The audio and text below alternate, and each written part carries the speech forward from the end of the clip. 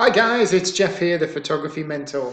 Now I just want to do a quick video on goals because when I work with a lot of photographers around the world, most photographers I come to initially have an idea of where they want the business to be or they want to make a lot more money, but they don't actually have any real goals. And I think what you need to do is you need to have goals set out in two different ways. First of all, you have a 12-month goal. So what you need to do is you need to think ahead of where you'd love your business to be in the next 12 months. What would you be?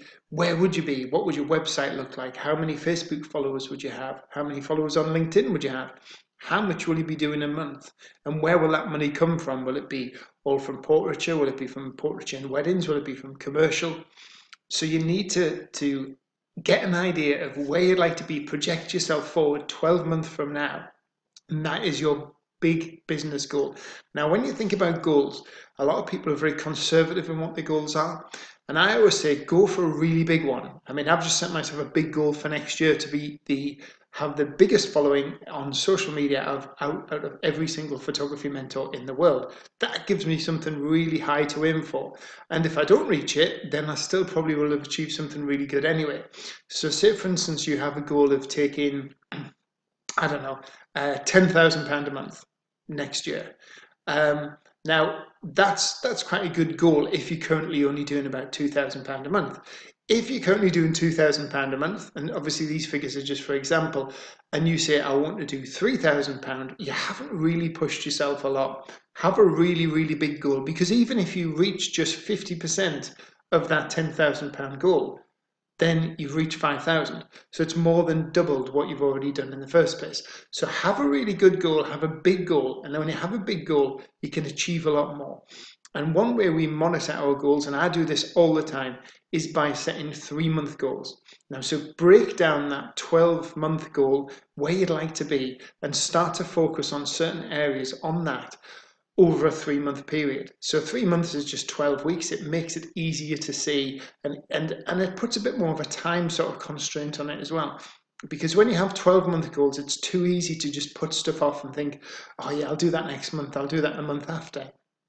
And remember, to make every single goal possible or something achievable, then what you got to do is you've got to take small, consistent steps towards it. So if I want to achieve the goal of being one of the biggest or the biggest photography mentor on LinkedIn and have 50,000 connections, I've currently got about 16,500.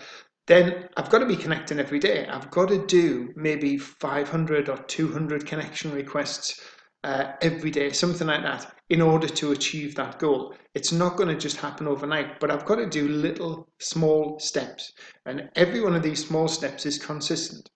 Another example is when I wrote my book. I'm dyslexic myself, so I struggle with writing. I love writing and I love giving content and I love helping others. But to me, writing a book was a huge thing. It was a big commitment. When I looked at it, that became a very unachievable goal. So what I did is I broke that down into writing 10 chapters, and each chapter of my book having about 2,000 words. So that was quite easy to do. I could write 2,000 words in a week. 10 weeks later, I'd completed a book. So that's how you break stuff down. So think of your long-term goals, where you'd like the business to be in the next 12 months.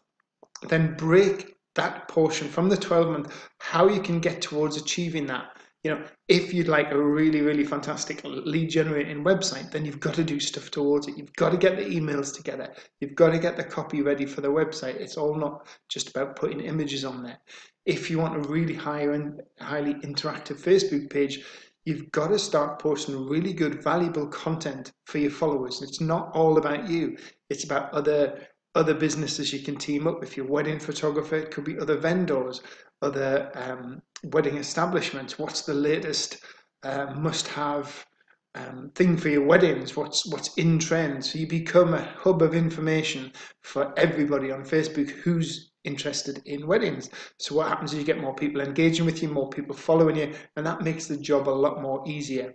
So start to break your goals, get one big goal and start to break them up into 3 monthly goals. And when you add those 3 monthly goals together over the course of the 12 month, you will get there. But think big, get big goals, because big goals mean you're going to achieve more. And even if you don't reach those big goals, you're going to get a lot further forward than if you just set average goals and plodded on with doing them. If you need any help at all with setting your goal setting, I do have some goal setting sheets I can send you. Just drop me a message. I'd be more than happy to email them out and also give you a few tips and pointers as well. Hope you found this useful and look forward to seeing you in another video. Thanks again, guys.